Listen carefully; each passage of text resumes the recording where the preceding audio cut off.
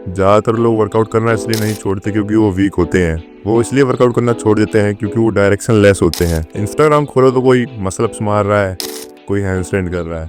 ये सब देखकर तो बिगिनर्स को फील होने लगता है कि ये सब तो उनके बस का है ही नहीं। अगर तुम भी घर पर वर्कआउट करते हो, जिम अफोर्ड नहीं कर सकते या जिम जाना ही नहीं चाहते, तो तुम बिल्कुल सही जगह आए हो, क्योंकि ये वीडियो तुम्हारे लिए ही है।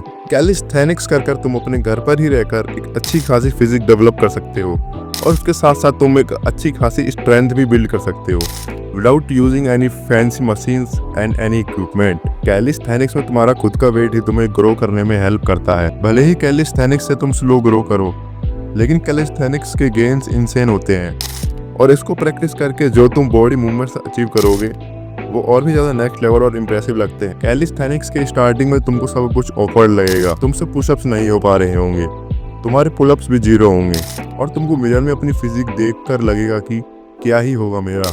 लेकिन एक बात जरूर याद रखना, जो बंदा आज मसल अप्स परफॉर्म कर पा रहा है, जो बंदा आज हैंडस्टैंड परफॉर्म कर पा रहा है, वो भी तुम्हारी तरह कभी एक बिगिनर ही था। Now come to the point.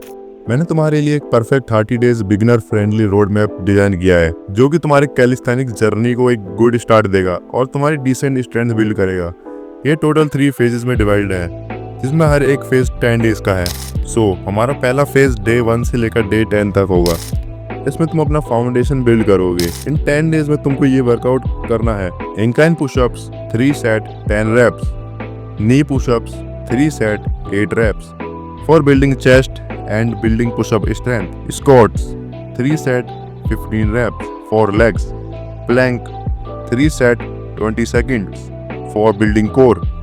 Sit-ups 3 set 20 reps. अगर ये सब करना तुमको इजी लग रहा है तो तुम अपने हिसाब से इसकी इंटेंसिटी भी बढ़ा सकते हो। सो अब आता है हमारा फेज 2, जो कि डे 11 से लेकर डे 20 तक होगा। इस फेज में तुम्हारा मेन फोकस स्ट्रेंथ बिल्डिंग पे होगा।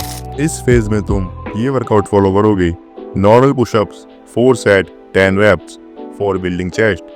Australian pull-ups 4 set 8 reps for building pull-ups strength and back muscles. Lunges 3 sets 10 reps each leg for building athletic legs. Plank 3 sets of 30 seconds hold for building core strength. Pike push-ups 3 sets 8 reps for building round knee shoulder. So day 20 तक आते आते तुम्हें awkward feel होना बंद हो चुका होगा, क्योंकि तुम्हें रिजल्ट्स दिखना स्टार्ट हो गए होंगे। सो हमारा लास्ट फेज है फेज 3, जो कि डे 21 से लेकर डे 30 तक होगा। इस फेज तक आते आते तुम्हें अपनी बॉडी और स्ट्रेंथ लेवल में फर्क दिखने लगा होगा। इस फेज में हम ये वर्कआउट फॉलो करेंगे। Pushups 4 sets 15 reps, negative pullups 3 sets 5 reps, squats 4 set 20 reps, pike pushups 4 sets 10 reps, hollow body hold 3 sets 20 seconds hold। अपनी फॉर्म पर फोकस करो, स्लो और कंट्रोल्ड रैप्स परफॉर्म करो। इसके साथ साथ अगर तुम कंसिस्टेंट रहते हो तो तुमको अपनी बॉडी में रिजल्ट्स जरूर दिखेंगे। और हाँ, एक बात याद रखना, बॉडी सिर्फ वर्कआउट करने से नहीं बनती, उसके साथ साथ तुम्हें अपनी डाइट पर भी फोकस करना होगा, जब ही तुमको फास्ट रिजल्ट्स मिलेंगे। मैं यह नहीं कह रहा कि तुमको कोई फैंसी डाइट फॉलो करने की जरूरत है। जंक फूड अवॉइड करते हो, घर का खाना खाते हो, हर मील में प्रोटीन लेते हो, उसके साथ साथ अपने वाटर इनटेक का भी ध्यान रखते हो, तो बस इतना ही काफ़ी है। और हाँ, एक बात याद रखना, 30 डेज बाद तुम कोई सुपर हीरो नहीं बन जाओगे, बट लेकिन तुम वीक भी नहीं रहोगे। तुम डिसिप्लिन बन जाओगे और डिसिप्लिन से ही तुम्हारी बॉडी बनती है।